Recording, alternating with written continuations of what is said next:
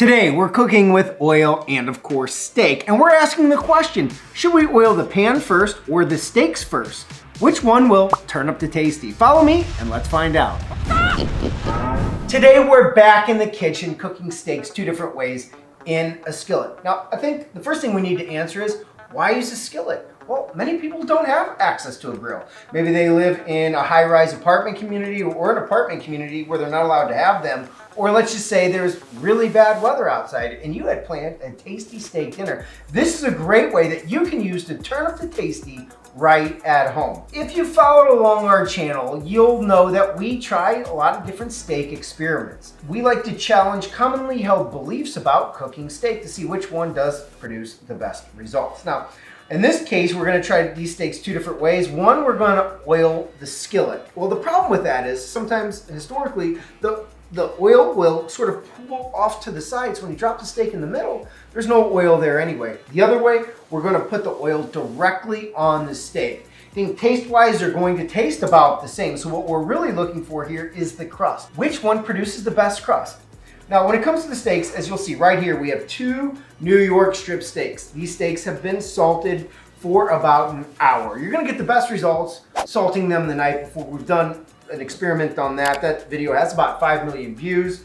It's a dry brine. Now, the first thing we wanna do is get these steaks dry. I question whether, well, we wanna get them dry because a dry steak is always going to sear the best, right? Now, I question, the purpose of this when adding the oil, but there's only one way to find out, and that's to actually do the experiment. We're gonna get this nice and dry, all right? And I'm using avocado oil. I use it because it has a very high smoke point, reduces the opportunity for that to burn and become bitter. That's no bueno. So we're gonna go ahead and get this in on both sides of this steak. These steaks are about a pound and about 3/4 of an inch thick. Very common steak most people would find at the grocery store. If I had to say, maybe this one over here is a tad bigger. We've done so many steak experiments on this channel. I really like to consider myself like a Tesla of T-bones, a Da Vinci of the meat. And one thing that all great scientists do is they try to keep things constant throughout the experiment. So here we have two cast iron skillets. They're the exact same brand and the exact same size. We have two burners, Duck's Top, exact same brand. And we're gonna set these to the exact same heat setting so we can really isolate and figure out which one promotes the best crust. So I'm gonna go ahead and turn these up a little bit, get them nice and hot. Once you start to see just a little bit of smoke, you know they're ready to go. So this is the oiled steak right over here. So on this one, I'm going to oil the pan. These are choice steaks that, again, are very common steaks at the store. Here we go. We're going to go ahead and drop this one in.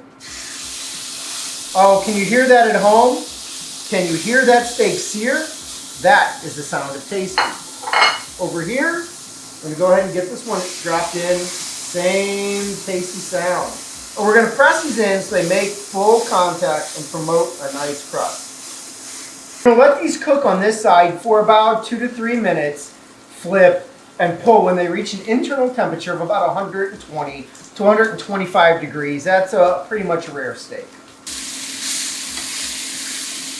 All right, so those steaks were cooking for about 2 minutes, and I went ahead and flipped them over. As you can see, we're starting to get actually a little bit more smoke.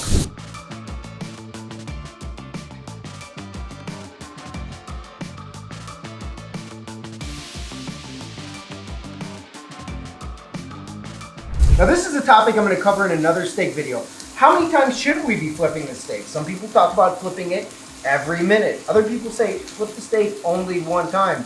There's only one way to find out, and that's to actually do the experiment.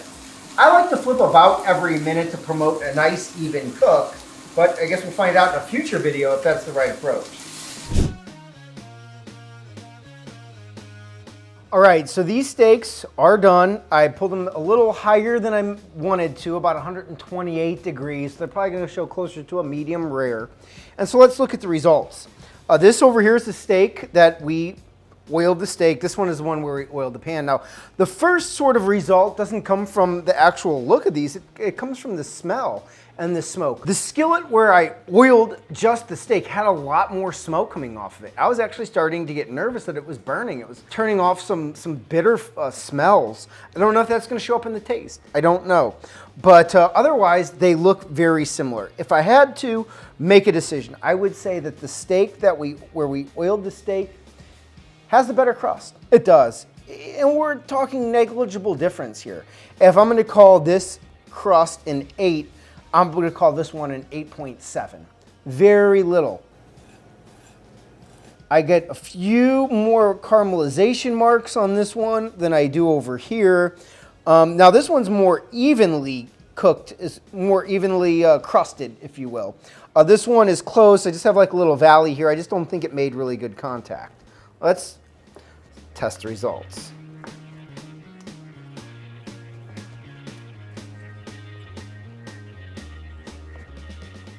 So color-wise, internal, very similar, very close, very close. Very little color difference there. Medium rare, I'd say. Medium, maybe. Have to rise up in temperature. And I'm not expecting to taste any differences here, but let's find out. Now, actually, before I bite in, it's important to remember I should be cleansing my palate between these bites. I'll be right back. First up is the oiled pan steak. Has a great texture and a great flavor. This is the steak I'm used to. I have always oiled the pan. I've never actually oiled the steak. Always the pan first. So this tastes exactly like the steak I'm used to. An even salt bite that's distributed throughout the bite. That's what you get by salting at least an hour in advance. It has a nice even flavor. It's a good steak. It's a great steak. Now, the salted steak. Salted, I keep saying salted. The oiled steak, that's what it is.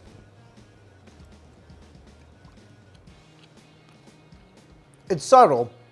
I am actually picking up the tiniest hint of bitterness. As I mentioned, while that steak was cooking, and I don't know why, maybe it was the pan, I don't know why. But I do know that the skillet where I oiled the steak had a lot more smoke coming off it. These are the same heating devices, the exact same skillet. There's only one thing that smoke differential could be attributed to, at least as far as I know, and that is the method by which we oiled the steaks. If you have any other insight on why that might be, I'd love to hear from you guys in the comments below. Let me go back to this. Let me try a different bite.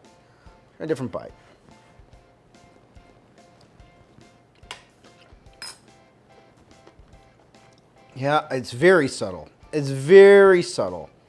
I don't know why. I'm actually frankly shocked by that. I thought that this would be the better steak. I really did. Just like the crust, we're talking about degrees here. Very subtle degrees of difference, but I think I'll continue to oil the pan. What do you guys do at home? I'd love to hear from you in the comments below. Until then, I'm gonna finish these steaks. I'll see you guys next time.